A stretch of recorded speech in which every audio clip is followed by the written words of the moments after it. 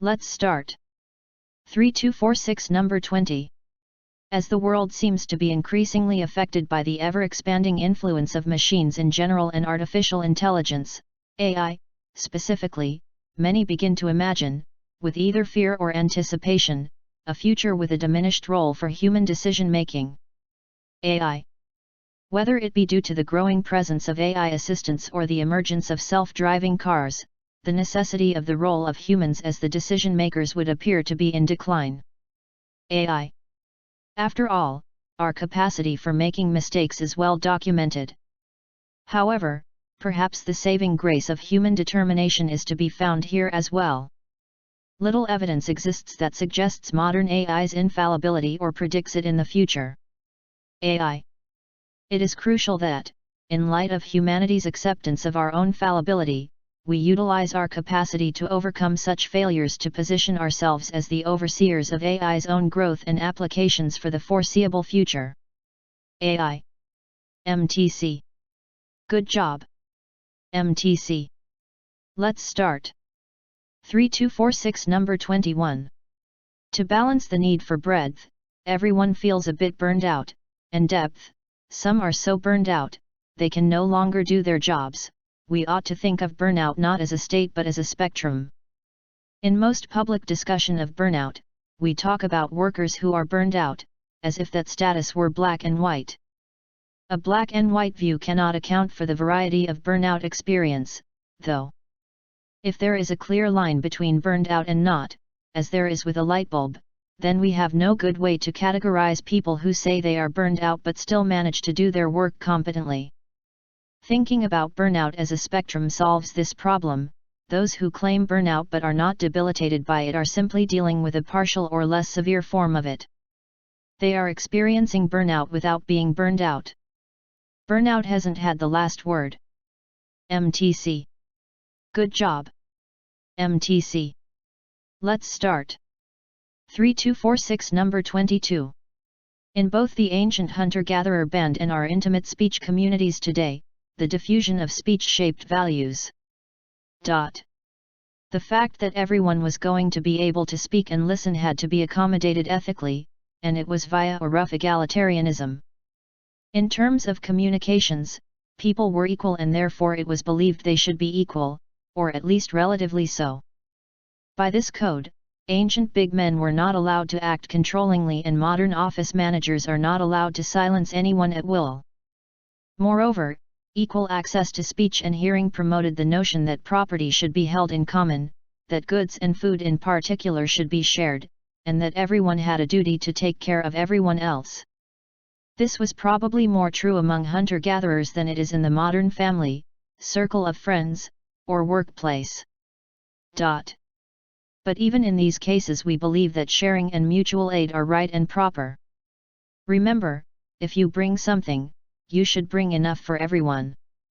MTC. Good job. MTC. Let's start. 3246 Number 23. While many city shoppers were clearly drawn to the notion of buying and eating foods associated with nature, the nature claimed by the ads was no longer the nature that created the foods. Indeed, the nature claimed by many ads was associated with food products only by the ad's attachment. This is clearly a case of what French sociologist Henri Lefebvre has called the decline of the referentials, or the tendency of words under the influence of capitalism to become separated from meaningful associations. Henri Lefebvre. Increasingly, food ads helped shoppers become accustomed to new definitions of words such as fresh and natural, definitions that could well be considered opposite of their traditional meanings. The new definitions better served the needs of the emerging industrial food system, which could not supply foods that matched customary meanings and expectations. And they better met shoppers' desires, although with pretense. MTC. Good job. MTC. Let's start. 3246 Number 24. As far back as 32,000 years ago, prehistoric cave artists skillfully used modeling shadows to give their horses and bison volume. 3.2. A few thousand years ago ancient Egyptian and then ancient Greek art presented human forms in shadow-style silhouette. But cast shadows do not appear in Western art until about 400 BCE in Athens. 400. It was only after shadows had become an established, if controversial, part of representation that classical writers claimed that art itself had begun with the tracing of a human shadow. Greeks and Romans were the first to make the transition from modeling shadows to cast shadows, a practice that implied a consistent light source, a fixed point of view, and an understanding of geometric projection. In fact, what we might now call shadow studies, the exploration of shadows in their various artistic representations, has its roots in ancient Athens. Ever since, the practice of portraying shadows has evolved along with critical analysis of them, as artists and theoreticians have engaged in an ongoing debate about the significance of shadow representation. MTC. Good job. MTC. Let's start. 3246 number 26. Will Rogers, 1879–1935, was a famous American public figure. Will Rogers, 1879–1935. He was born as the eighth child. When he was young, he was clever and mature, but he dropped out of school after the 10th grade. 10. He was very interested in cowboys and horses, and he even learned how to do rope tricks. He left the US in 1902 and worked as a cowboy and roping artist in South Africa and Australia. 1902. After returning to the US, he appeared in more than 50 movies and was often heard on the radio as an entertainer. 50. He was also an outstanding newspaper columnist with his wit and humor, writing more than 4,000 columns. 4,000. He unfortunately died at the height of his career in 1935. 1935. Rogers was so popular that after his death his statue was installed in the U.S. Capitol. Rogers. He will be remembered as a great American of many talents. MTC. Good job. MTC. Let's start. 3246 number 29. What makes practicing retrieval so much better than review? One answer comes from the psychologist R. A. Bjork's concept of desirable difficulty. R. A. Bjork. More difficult retrieval leads to better learning, provided the act of retrieval is itself successful. Free recall tests, in which students need to recall as much as they can remember without prompting, tend to result in better retention than cued recall tests, in which students are given hints about what they need to remember. Cued recall tests, in turn, are better than recognition tests, such as multiple choice answers, where the correct answer needs to be recognized but not generated. Giving someone a test immediately after they learn something improves retention less than giving them a slight delay, long enough so that answers aren't in mind when they need them. Difficulty, far from being a barrier to making retrieval work, may be part of the reason it does so. MTC. Good job. MTC. Let's start. 3246 number 30. Internalization depends on supports for autonomy. Contexts that use controlling strategies such as salient rewards and punishments or evaluative, self-esteem hooking pressures are least likely to lead people to value activities as their own. This is not to say that controls don't work to produce behavior. Decades of operant psychology prove that they can. It is rather that the more salient the external control over a person's behavior, the more the person is likely to be merely externally regulated or introjected in his or her actions. Consequently, the person does not develop a value or investment in the behaviors, but instead remains dependent on external controls. Thus, parents who reward, force, or cajole their child to do homework are more likely to have a child who does so only when rewarded, cajoled, or forced. The salience of external controls undermines the acquisition of self-responsibility. Alternatively, parents who supply reasons, show an emotional understanding of difficulties overcoming problems, and use a minimum of external incentives are more likely to cultivate a sense of willingness and value for work in their child. MTC. Good job. MTC. Let's start. 3246 number 31. When trying to establish what is meant by digital preservation, the first question that must be addressed is, what are you actually trying to preserve? This is clear in the analog environment where the information content is inextricably fixed to the physical medium. In the digital environment, the medium is not part of the message. A bit stream looks the same to a computer regardless of the media it is read from. A physical carrier is necessary, but as long as the source media can be read, bit-perfect copies can be made cheaply and easily on other devices, making the preservation of the original carrier of diminishing importance. As the physical media that carry digital information are quite delicate relative to most analog media, it is expected that digital information will necessarily need to be migrated from one physical carrier to another as part of the ongoing preservation process. It is not the media itself but the information on the media that needs to be preserved. MTC. Good job. MTC. Let's start. 3246 Number 32. Creativity is commonly defined as the production of ideas that are both novel, original, new, and useful, appropriate, feasible. Ideas that are original but not useful are irrelevant, and ideas that are useful but not original are unremarkable. While this definition is widely used in research, an important aspect of creativity is often ignored. Generating creative ideas rarely is the final goal. Rather, to successfully solve problems or innovate requires one or a few good ideas that really work, and work better than previous approaches. This requires that people evaluate the products of their own or each other's imagination, and choose those ideas that seem promising enough to develop further, and abandon those that are unlikely to be successful. Thus, being creative does not stop with idea generation. In fact, the ability to generate creative ideas is essentially useless if these ideas subsequently die a silent death. MTC. Good job. MTC. Let's start. 3246 Number 33. Because the environment plays a significant role in aiding meaningful internal processes, subjective experience and the environment act as a coupled system. This coupled system can be seen as a complete cognitive system of its own. In this manner, subjective experience is extended into the external environment and vice versa. The external environment with its disciplinary objects such as institutional laws and equipment becomes mental institutions that affect our subjective experience and solutions. A subjectively held belief attains the status of objectivity when the belief is socially shared.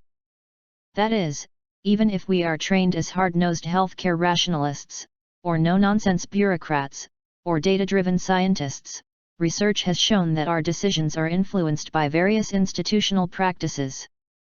They include bureaucratic structures and procedures, the architectural design of healthcare institutions, the rules of evidence and the structure of allowable questions in a courtroom trial, the spatial arrangement of kindergartens and supermarkets, and a variety of conventions and practices designed to manipulate our emotions.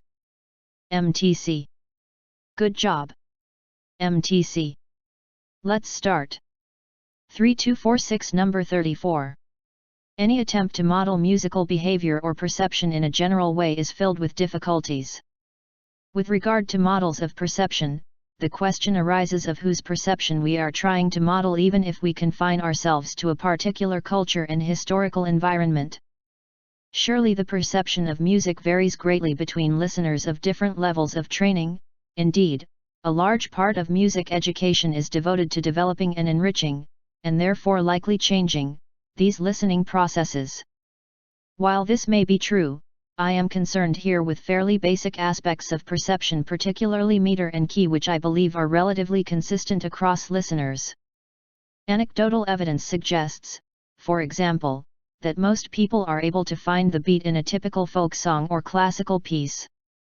This is not to say that there is complete uniformity in this regard. There may be occasional disagreements, even among experts, as to how we hear the tonality or meter of a piece. But I believe the commonalities between us far outweigh the differences. MTC. Good job. MTC. Let's start. 3246 Number 35. Avian song learning occurs in two stages. First, songs must be memorized and, second, they must be practiced. In some species these two events overlap, but in others memorization can occur before practice by several months, providing an impressive example of long-term memory storage. The young bird's initial efforts to reproduce the memorized song are usually not successful.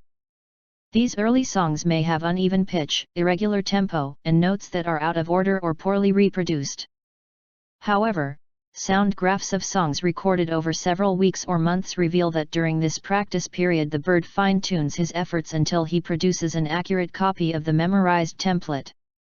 This process requires hearing oneself sing. Birds are unable to reproduce memorized songs if they are deafened after memorization but before the practice period. MTC. Good job. MTC. Let's start. 3246 Number 36. Wildfire is a natural phenomenon in many Australian environments. The intentional setting of fire to manage the landscape was practiced by Aboriginal people for millennia. However, the pattern of burning that Stockman introduced was unlike previous regimes.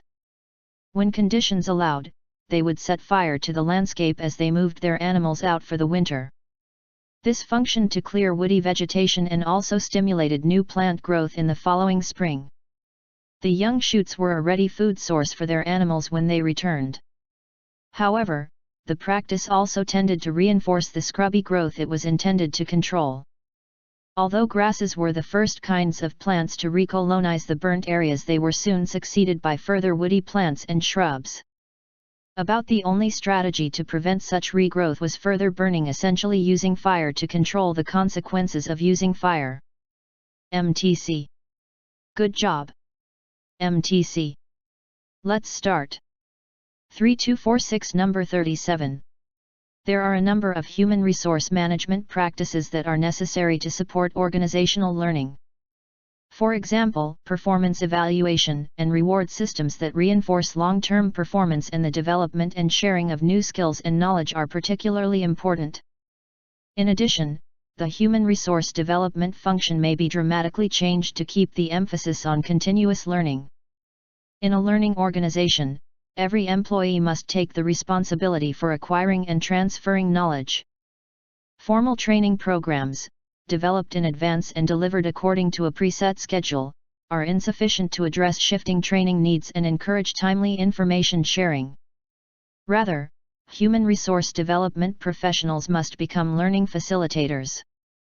Their role should be to assist, consult, and advise teams on how best to approach learning.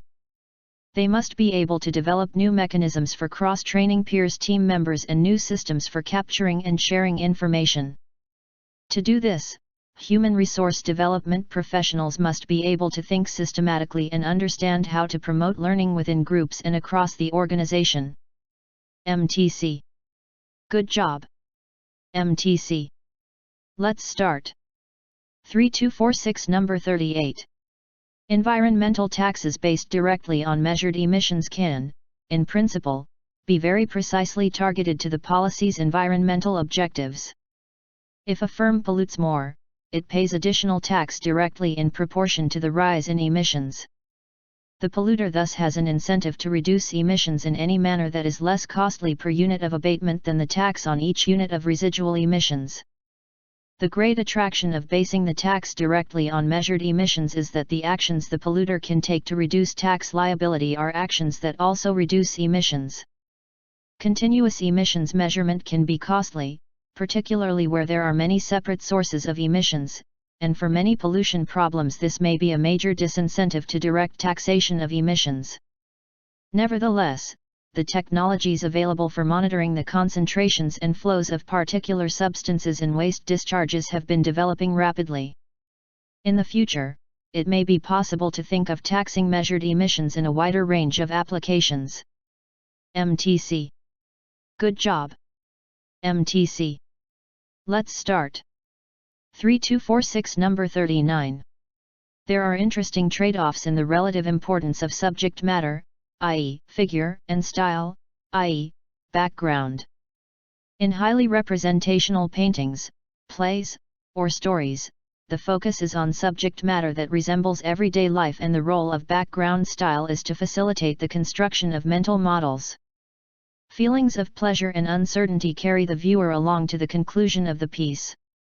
In highly expressionist works, novel stylistic devices work in an inharmonious manner against the subject matter, thereby creating a disquieting atmosphere.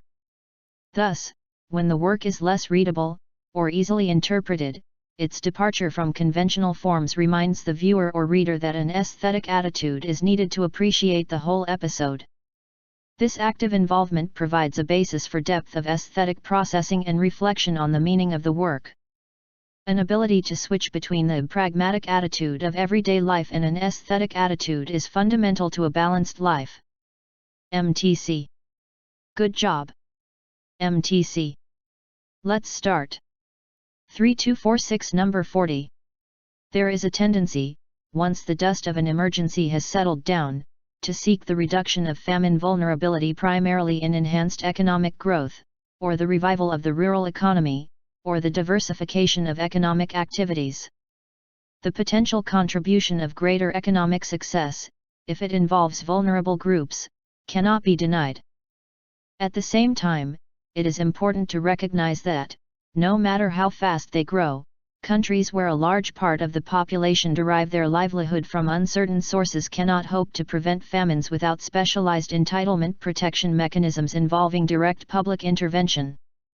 Rapid growth of the economy in Botswana, or of the agricultural sector in Kenya, or of food production in Zimbabwe, explains at best only a small part of their success in preventing recurrent threats of famine. The real achievements of these countries lie in having provided direct public support to their populations in times of crisis. Although economic growth can be somewhat fruitful in diminishing a country's risk of famine, direct approaches to helping the affected people play a critical role in this process. MTC. Good job.